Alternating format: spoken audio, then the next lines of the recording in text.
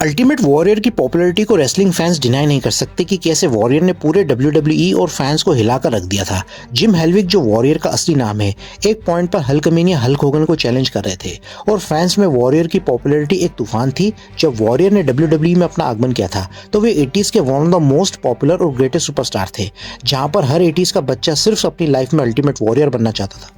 Warrior की character, personality और mannerisms किसी सुपर हीरो जैसे थे, जहां पर ऐसा लगता था कि मानो वॉरियर किसी दूसरे प्लेनेट से आया हो।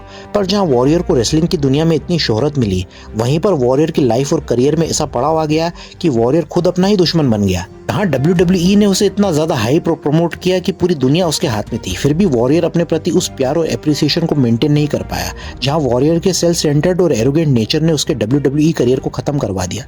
तो दोस्तों, वीडियो को एंड तक देखने की कोशिश करिएगा, जिससे YouTube मेरे वीडियो को हमारी टारगेट ऑडियंस को शो करे, जिससे वीडियो को और हमारे चैनल को ग्रोथ मिले। प्लीज वीडियो को क्लिक करके बंद ना करें। जैसा मैंने पहले भी कहा है, कंटेंट अच्छा है या खराब है शुरू के कुछ सेकंड्स में पता नहीं चलेगा। अगर आप उसे एटलीस्ट 3 से 4 मिनट तक देखोगे तभी पता चल पाएगा कि कंटेंट सुपर है या पानी कम चाय है। तो चलो वीडियो को स्टार्ट करते हैं। अल्टीमेट वॉरियर को मे बी आज की जनरेशन नहीं जानती होगी, क्योंकि उनका करियर लेट 80s से अर्ली 90s तक ही था और उसके बाद उनका करियर 96 में फिर से WWE में शुरू हो सकता था, पर नहीं हुआ और उनका WWE को लीव करना बहुत कंट्रोवर्शियल रहा था, जिसकी वजह से फैंस उनके बारे में नहीं जान पाए थे। पर जो रेसलिंग के डाई हार्ड फैंस है, खासकर इंडिया में जो गोल्डन एरा का नॉलेज रखते थे, वे अल्टीमेट वॉरियर को जरूर जानते होंगे।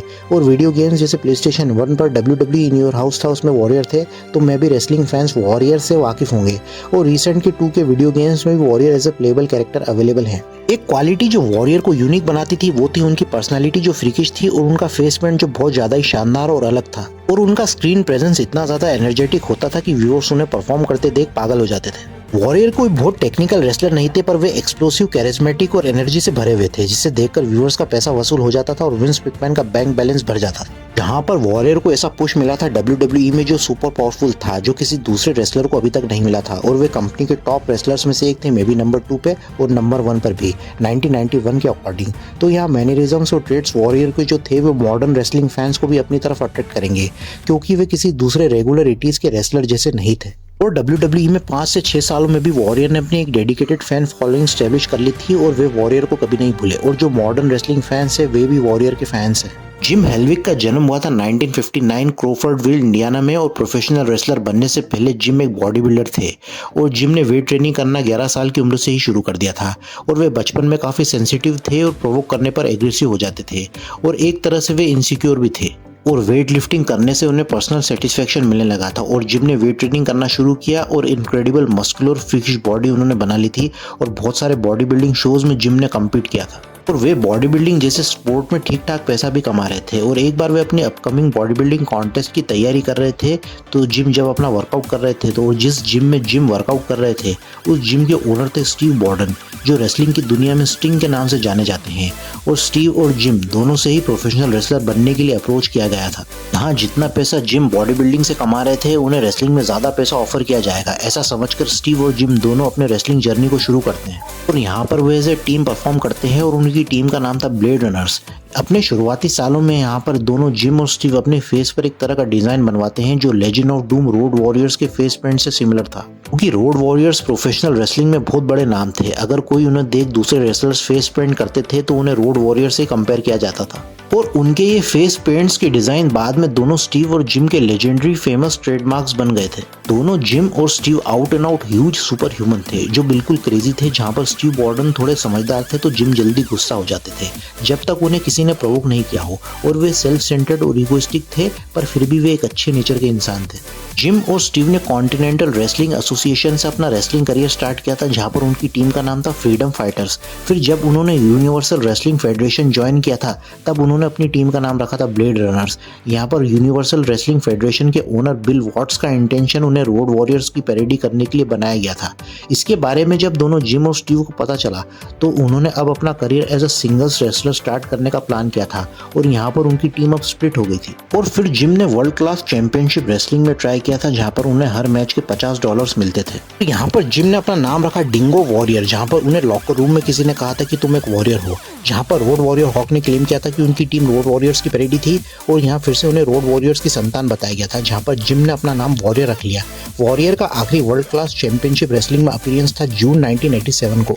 वर्ल्ड क्लास चैंपियनशिप रेसलिंग में जिम ने अपने आप को प्रूव करके भी दिखाया था, जहां पर जिम की ओवरऑल लुक्स और पर्सनालिटी मेजर अट्रैक्शन थी फैंस के लिए, जिससे डब्ल्यूडब्ल्यूई की नजर जिम पर पड़ी थी। इसके बाद जिम हेलविग ने वर्ल्ड रेसलिंग फेडरेशन को ज्वाइन किया था, जहां पर उन्होंने शुरुआती मैचेस डब्ल्यूडब्ल्यूई के हाउस शोज में लड़े थे, जहां पर अभी भी वे डिंगो वॉरियर के नाम से रेसल कर रहे थे, जहां पर उन्होंने कुछ जॉबर्स को हराया था और पूरे 4 महीनों तक वे जॉबर्स को ही हराते रहे थे। विंस मैकमैन को जिम के अंदर काफी पोटेंशियल दिखाई दिया था, पर वे उनके नाम से इंप्रेस नहीं हुए थे और डिंगो नाम उन्हें पसंद नहीं आया था, और असल में वे खुद डिंगो नाम का मतलब नहीं जानते थे। डब्ल्यूडब्ल्यूई में उस टाइम पर कैरी वॉन एरिक थे जो मॉडर्न वॉरियर थे, फिर रोड वॉरियर्स थे, और डब्ल्यूडब्ल्यूई में इतने सारे रेसलर्स थे जो वॉरियर नाम का यूज कर रहे थे। फिर विंस मैकमैन ने जिम हेलविग को नाम दिया द अल्टीमेट वॉरियर, जो one and only true warrior है रेसलिंग में।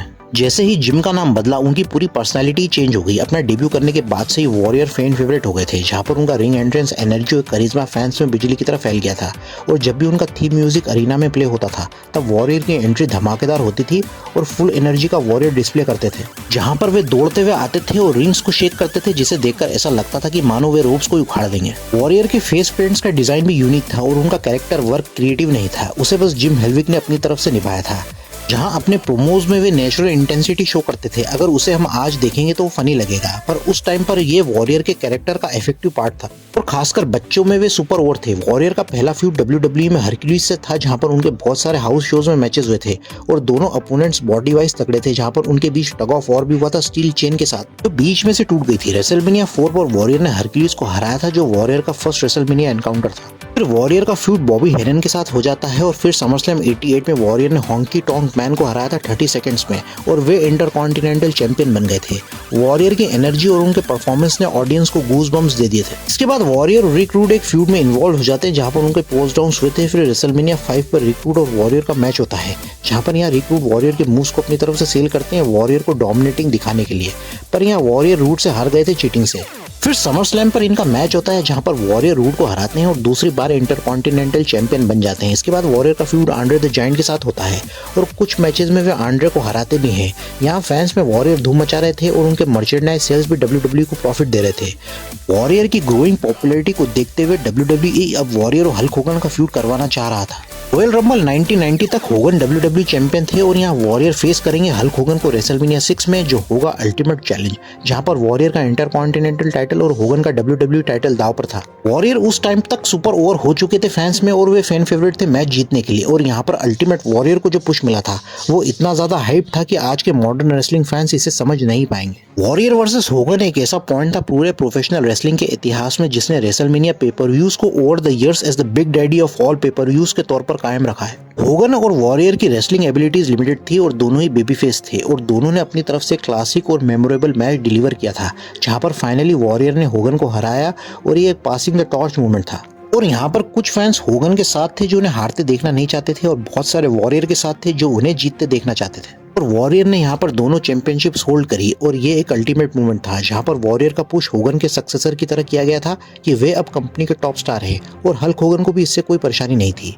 वॉरियर ने इसके बाद अपना टाइटल मिस्टर परफेक्ट रिक रूड के खिलाफ सक्सेसफुली डिफेंड कर लिया था, और उनकी मैच क्वालिटी भी अच्छी थी। फिर सर्वाइवर सीरीज में उनकी टीम का मुकाबला था डेमोलिशन से, जहां पर उनकी टीम का नाम था वॉरियर्स, जिसमें खुद अल्टीमेट वॉरियर थे, रोड वॉरियर्स थे और टेक्सास टॉर्नेडो थे, और उन्होंने डेमोलिशन, मिस्टर परफेक्ट और क्रश को हराया था।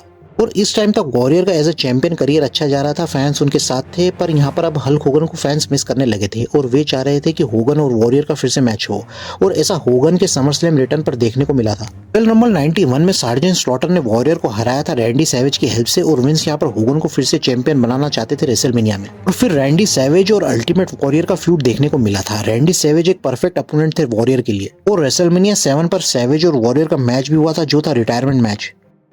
और जब उनका मैच हुआ था तो रैंडी सैवेज ने भी वॉरियर की लिमिटेशन एज ए रेसलर नहीं दिखने दी थी, जहां पर रैंडी सैवेज के moves out and out performance wise सही तरीके से एग्जीक्यूट होते थे, और इंटेंसिटी के मामले में वे वॉरियर को टक्कर दे रहे थे। पर वॉरियर यहाँ सैवेज को हराते हैं, और ये वॉरियर के बेस्ट मैचेस में से एक था। वॉरियर का करियर यहाँ से आगे बढ़ा था, जहां पर वॉरियर का रिलेशन अब डब्ल्यूडब्ल्यूई से खराब होने लगा था।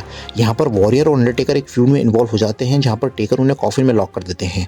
यहाँ पर वॉरियर और जेक रॉबर्ट्स के सेगमेंट देखने को मिले थे, जहां पर वॉरियर को कोबरा काट पार्ट लेता है जिसमें वॉरियर के अगेंस्ट अंडरटेकर और जेक रॉबर्ट्स काम कर रहे थे और ये स्टोरी जेक रॉबर्ट और अल्टीमेट वॉरियर के मैच के लिए सेट हुई थी, पर ऐसा पॉसिबल नहीं हो पाया था। वॉरियर का विंस मैकमैन के साथ डिस्प्यूट हो गया था उनकी पेमेंट को लेकर, जहां पर वॉरियर ने $500,000 की मांग करी थी और अपनी मर्चेंडाइज सेल्स के लिए भी हायर प्रॉफिट मांगा था और विंस ने उनकी मांग को पूरा भी किया था और वॉरियर समर स्लैम पर अपीयर भी हुए थे। वॉरियर ने अपना प्रॉमिस अपनी डिमांड्स पूरी होने के लिए रखा था और विंस अगर ऐसा नहीं करते तो वॉरियर और विंस कोर्ट तक जाने वाले थे, पर वॉरियर ने अपना समर स्लैम का प्रोग्राम एज कमिटमेंट कंप्लीट किया। समर स्लैम के बाद विंस ने वॉरियर को सस्पेंड कर दिया था। जो उनकी प्रीवियस डिमांड्स थी उसे पूरा करने के बाद वॉरियर ने WWE को समर स्लैम 91 के बाद लीव कर दिया था, पर ऑफिशियली वॉरियर का कॉन्ट्रैक्ट अभी एक्सपायर नहीं हुआ था और कुछ महीनों के एब्सेंस के बाद रेसलमेनिया 8 पर वॉरियर रिटर्न हुए थे, जहां पर वॉरियर ने होगन को बचाया था सिड और पापा शांगो से। फिर पापा शांगो और वॉरियर का फ्यूड हुआ था जो क्रिएटिवली काफी पुअर था और उस टाइम पर यह अफवाह फैल गई थी कि WWE ने किसी दूसरे बंदे को यूज किया है अल्टीमेट वॉरियर के लिए, क्योंकि वॉरियर फिजिकली डाउन हो गए थे अपने रिटर्न के बाद, पर यह सच नहीं है। अल्टीमेट वॉरियर सिर्फ एक था और एक ही रहेगा। वे डाउन इसलिए हो गए थे क्योंकि उन्होंने अपने स्टेरॉइड यूज को बंद कर दिया था और फैंस ने यह भी समझ लिया था कि असली जिम हेल्विक की डेथ हो गई है और कैरी वॉन एरिक वॉरियर के कैरेक्टर को प्ले कर रहे हैं। वॉरियर ने इसके बाद समरस्लैम 92 में रैंडी सैवेज को फेस किया था, जहां पर सैवेज चैंपियन थे पर वे काउंट आउट से हार गए थे। फिर सर्वाइवर सीरीज में वे बुक थे, जहां पर सैवेज और वॉरियर फेस करते रिक फ्लेयर और रेजर रेमोन को, पर यहां पर वॉरियर का विंस के साथ फिर से डिस्प्यूट हो गया था, इस बार क्रिएटिव कंट्रोल को लेकर, जहां पर वॉरियर ने हील होने से मना कर दिया था। फिर विंस मैकमैन के स्टेरॉइड ट्रायल के चलते यूएस गवर्नमेंट ने स्पोर्ट्स इंडस्ट्री में इलीगल ड्रग्स को यूज करने के लिए इन्वेस्टिगेशन करना शुरू कर दिया था और वॉरियर एक हेवी स्टेरॉइड यूजर रहे थे थ्रू आउट अपने करियर में। फिर जून के महीने से एक केमिस्ट को हायर किया गया था जो WWE के परफॉर्मर्स को टेस्ट कर रहा था रेगुलरली और उनका रूल स्ट्रिक्ट था उनके लिए जो एनाबॉलिक स्टेरॉइड्स को यूज करते थे और यहाँ पर अपनी पब्लिक इमेज और गिल्टी होने के डर से वॉरियर ने कंपनी को लीव कर दिया और ये वॉरियर का WWE में एक्टिव टाइम था। इसके बाद वॉरियर को उनके रेसलिंग कलीग्स ने बहुत क्रिटिसाइज किया था, जहां पर वॉरियर को सेल्फिश और स्प्लिट पर्सनालिटी का व्यक्ति बताया गया था